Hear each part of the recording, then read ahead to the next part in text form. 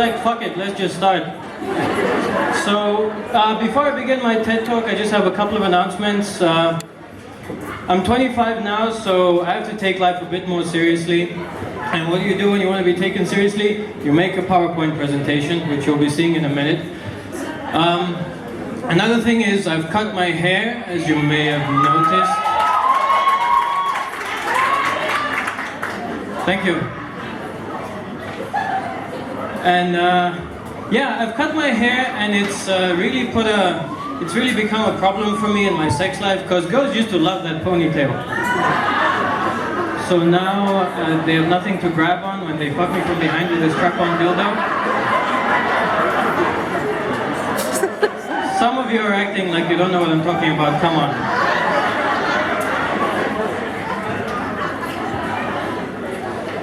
But then I've come to a solution, which is if you put a belt around the subject's neck, in this case me, it adds the thrill of the threat of death by asphyxiation to the mix. I'll say that again. It adds the thrill of the threat of death by asphyxiation to the sexual experience. It's a bit of a tongue twister, isn't it? It's kind of like my pubic hair. What? Oh my gosh! By the way, if you say that 3 times fast in front of a mirror, Penelope will start... Oh!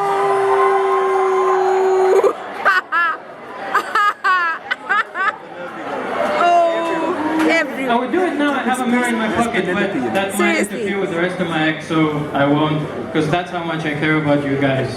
I refuse magical blowjobs for your entertainment. Now, okay, that's my one obligatory Penelope joke. It's something we have to do as comedians. It's like a rite of passage. I know it's a low blow, but that's just part of the job.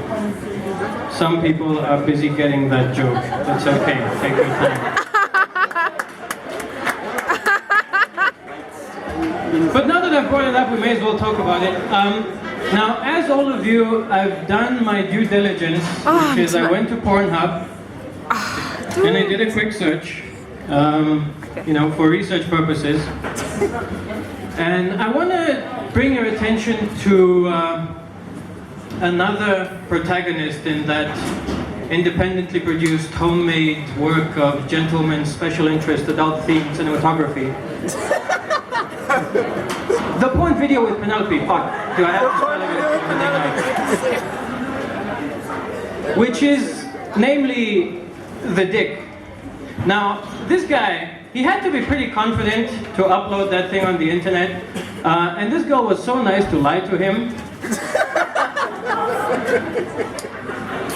It's not my area of expertise, but I'm a white guy and my dick is bigger than that.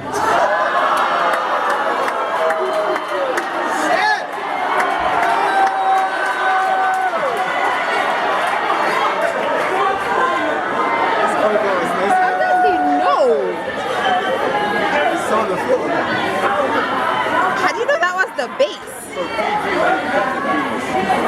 Anyway, how is that PG? That's something you might not know, ladies, is that every guy is insecure about the size of his penis. Every heterosexual guy, at least, because gay guys, they look at each other's dicks, they're like, okay, they're about the same size, and they move on with their life. White guys, straight guys, it's a problem for us because we cannot Google that shit because that feels gay. When we look at porn, we can't look at the dick because we might find out ours is smaller and then we just have to kill ourselves. So we're wondering all the time, and I think that's what he was trying to prove to the world, but he didn't want to get caught, so he uploaded it anonymously. Clever guy. I think also that that's why they pixelate the penises in Asian porn, because Asians, from what I've heard, they don't exactly got it down there. Anyway, yeah, I cut my hair in an attempt to be taken more seriously, and so now I don't look like a hippie anymore, I just look like a standard privileged white guy who might just be here to tell you about Jesus, which I'm not. I didn't think that would get an applause. So, yeah, no, I'm not going to talk about Jesus. And as some of you may know, I don't really do the religion thing. In fact, I'm an atheist, and I decided for this show, though, that I would not talk about that. I would not make any religion jokes. But then this happened. A certain reporter from the Namibian thought it would be a good idea to make the country hate me. And I've got to say, since then, the Christian love has just been pouring at me from all directions. I got to work that day, the day the article came out, and I do have a real job, by the way. I don't just talk shit for a living like some of these guys. Okay. Okay. I got to work that day, and I was like, morning! Morning. Someone put a recording of TD Jakes or someone on the radio. One of those guys who talk like this. Can I get a hallelujah? Thank you. This particularly colorful colleague of mine was holding a paper like this, and he's like, Alex, why'd you have to be an atheist? Why? I was like, I don't know, God made me that way, I guess.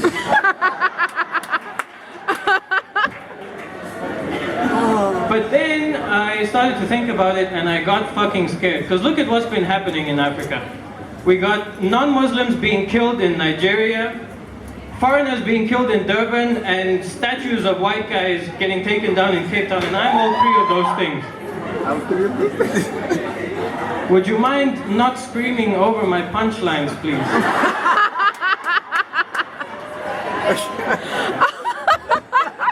Best line of the night. Oh, don't scream over So my luckily, punchline. Namibia is a peaceful country for now. Those of you who have been, for now, thank you. So our producers, I'll they see you should just later.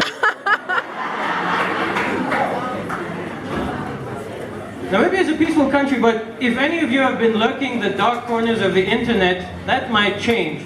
There is an internet movement, this is true by the way, there's an internet movement started by neo-Nazis who want to come to Namibia and set up a sovereign nation. Oh yeah.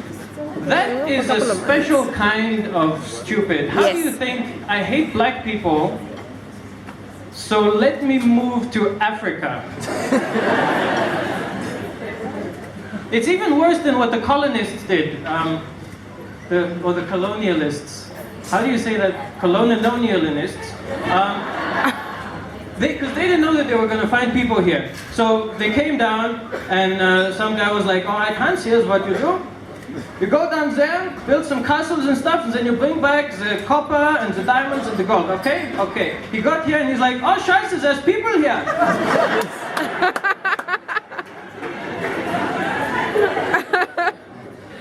But what do they look like? Not like us. Doesn't just kill them, what is the problem? Damn it, you didn't How cookies, are you everything. talking to me on the phone, by the way? Alexander Graham Bell was not born yet. Oh, we're so many heads. Are you sure? We're such geeks, guys. We know these things. No. We're spoiled brats for the most part. This stupid comedian only does blowjob-related research.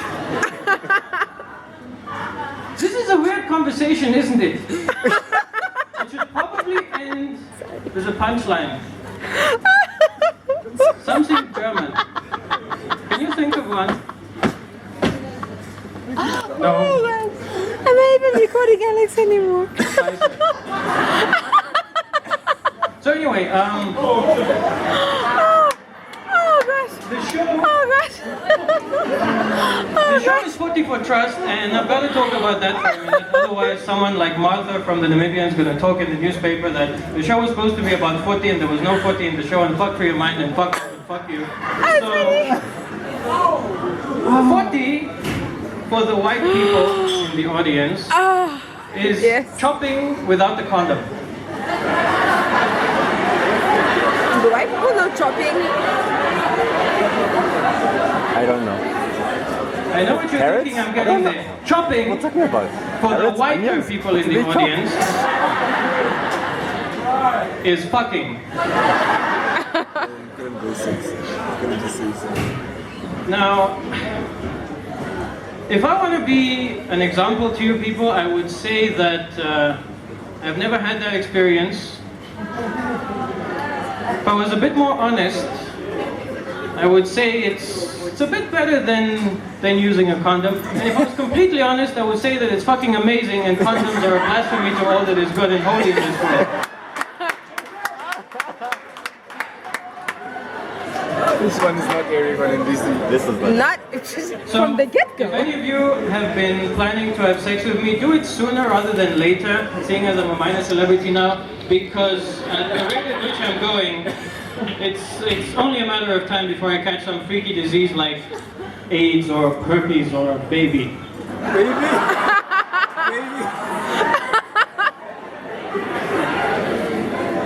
Babies, excuse me, babies are a problem because they're not people, they're not anything. They're just these little noisy, they're just these little noisy shit factories. Very dark souls. And they cry all the time for no reason, and their face is shaped like a scrotum. And You would find that hilarious, right? Why? it kind of Babies makes are sense shaped like if you think about scrotums. it, Look at because, their wrinkled little faces. if you're a baby, and as some of you may have been at some point, you've just spent 9 months, your entire existence consisted of 9 months of just being in a nice, warm, cozy vagina. Technically, you're in a uterus. You were fed your food through a tube, you didn't even have to chew, and then suddenly, without warning, you get pushed out into this bloody, screaming, shitty mess, and you open your eyes and the first thing you see is the portal to that paradise closing behind you.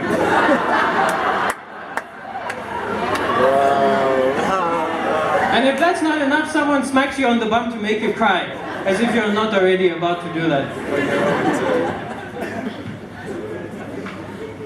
Babies are a This is problem. really good. And mature. you think, okay, well, I'm not getting back in there. Let me at least suck your tits for 15 months. That's gonna hold me down until I'm 15. My ribs. Which Joking the joke. which reminds me of today's date. No, it doesn't. It's May 2015, which means I've been doing comedy for about a year now. Whoop whoop. That's exactly one here. Do you hear that? That is the sound of nobody except one person giving a fuck that I've been doing comedy. Woo! Woo! Woo! That is the sound of me, his friend, giving a fuck. And it reminds me of another jubilee in my life. It was 2009, my 20th birthday. I had just dropped out of university. And on my birthday, my mom sat me down and told me, look son, you've done nothing with your life. Your dick is small just like your dad's.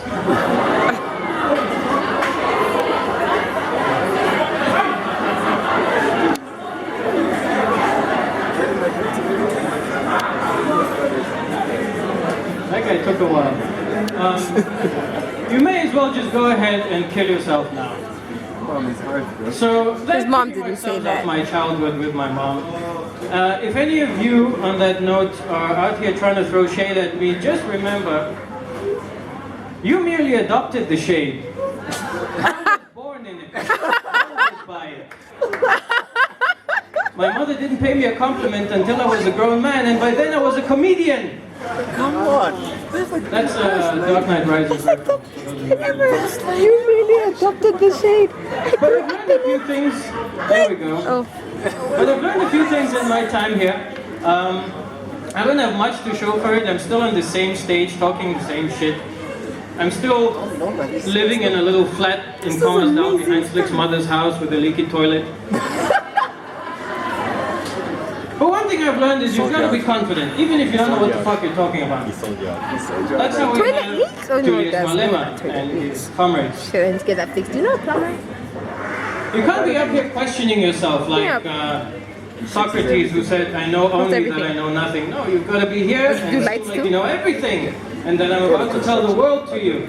You know, because Could he do like a... remember Can I do Pythagoras like an in between from the high school? flats, He's like the triangle like guy. a paved, like a cement thing?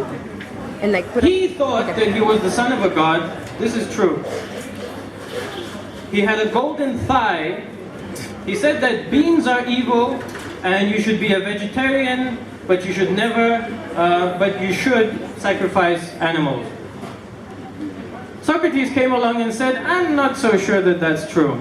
And people were like, well, he's the son of a god. He's not going to lie to us. Socrates said, well, how do you know that's true? People thought, fuck you, Socrates, and then they gave him poison and they killed him.